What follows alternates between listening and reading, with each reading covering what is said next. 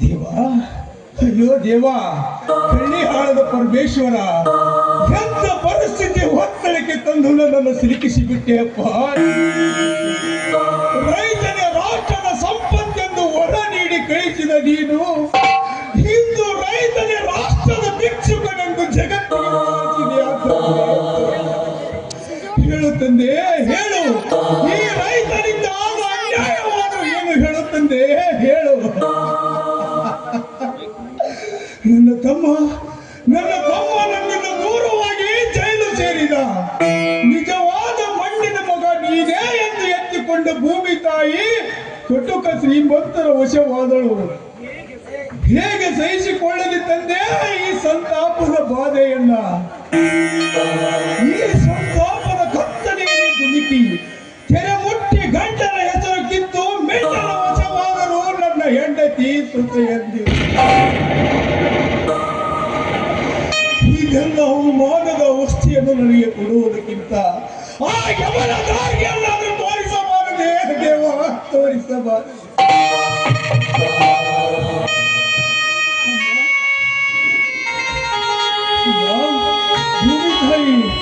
ನಿನಗೂ ಕೂಡ ನಾನು ಬೇಡವಾದನೆಂದು ನೀರಿನಿಂದ ಒಡಲಿನಿಂದ ಹೊರ ಹೋಗದೆ ತಾಯಿಗೆ.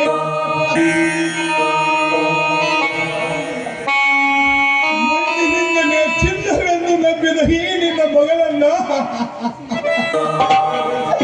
ಹಸಿವೆಗಾಗಿ ಬಲಿ ಕೊಡುತ್ತಿರುವೆ ತಾಯಿ, ಬಲಿ ಕೊಡುತ್ತಿರುವೆ. ಎಷ್ಟಂತ ಸಹಿಸಿಕೊಳ್ಳಲಿ ಹೊಟ್ಟೆ ಹಸಿವನ್ನ. ನಾನೊಬ್ಬ ಅನಾಥನಾದಿನಿ, ನಾನೊಬ್ಬ ಹುಚ್ಚನಾದಿನಿ.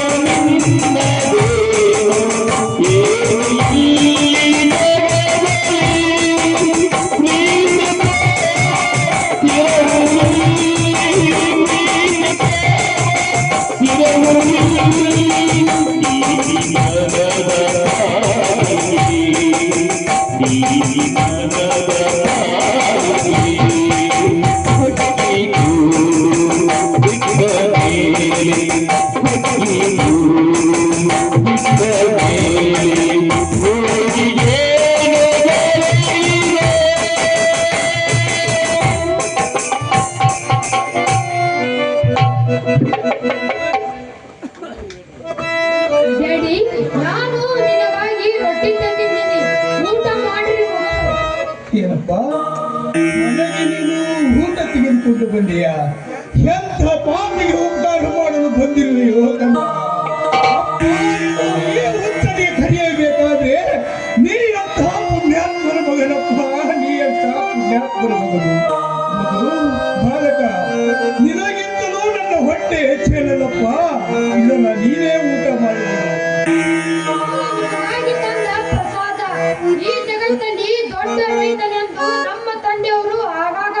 ಬೆಳೆಸಿದರು. ಅಂತ ರೈತನ ಬಾಳು ಕಣ್ಣೀರಿನ ಗೋಳಾಯಿತು ಎಂದರೆ ಈ ನಿನ್ನ ಉಪಕಾರ ಎಷ್ಟು ಬೇಗ ತೆಗೆದುಕೊಳ್ಳಲಿ. ನನಗೆ ಶಾಲೆಗೆ ಹೋಗಲು ವೇಳೆಯವಾಗಿದೆ. ಬಾಲಕ, ನನ್ನ ಶರೀರ ಇತ್ತು ಸತ್ತಂತೆಯಪ್ಪ, ಸತ್ತಂತೆ. ಈ ನಿನ್ನ ಋಣದಲ್ಲಿಯೇ ನಾನು ಸಾಯುವೆ. ಈ ನಿನ್ನ ಋಣವನ್ನ ನನ್ನ ಜನ್ಮದಲ್ಲಿ ತೀರಿಸಲು ಸಾಧ್ಯವಿಲ್ಲ. ದಯವಿಟ್ಟು ನನ್ನನ್ನು ಕ್ಷಮಿಸಿ ಬಿಡಪ್ಪ, ಕ್ಷಮಿಸಿ ಬಿಡು. ಎಂತ ಮಾತಾಡಿದೆಯಪ್ಪ ನೀನು? ನಿನಗಷ್ಟೇ ಉಪಕಾರ ಮಾಡಿದ್ದು ನಮ್ಮ ಋಣ ತೀರುವುದಿಲ್ಲ ಎಂದು ನಮ್ಮ ತಂದೆಯವರು ಹೇಳುತ್ತಿರುವಾಗ ನೀನು ನನಗೆ ಮಾತನಾಡುವೆ? ಬೇಗ ಊಟ ಮಾಡಿರಿ, ನಾ ಇನ್ನೂ ಬರುತ್ತೇನೆ.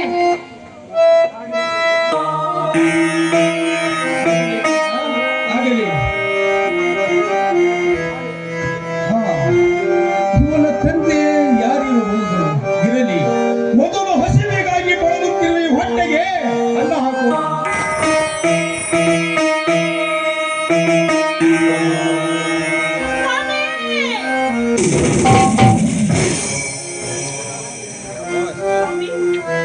ಯಾರಮ್ಮ ನೀನು?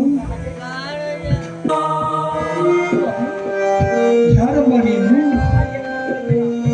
ಸ್ವಾಮಿ, ಇಷ್ಟು ತುಚ್ಛವಾಗಿ ಹೀಗೇಕೆ ಮಾತನಾಡ್ತಾ ಇದ್ದೀರಾ? ನಾನು ನಿಮ್ಮ ಸತಿ ಎಂಬುದನ್ನು ಮರೆತು ಈ ರೀತಿ ಯಾಕೆ ಮಾತನಾಡ್ತಾ ಇದ್ದೀರಾ ಸ್ವಾಮಿ? ಯಾಕೆ ಮಾಡ್ತಾ ಇದ್ದೀರಾ?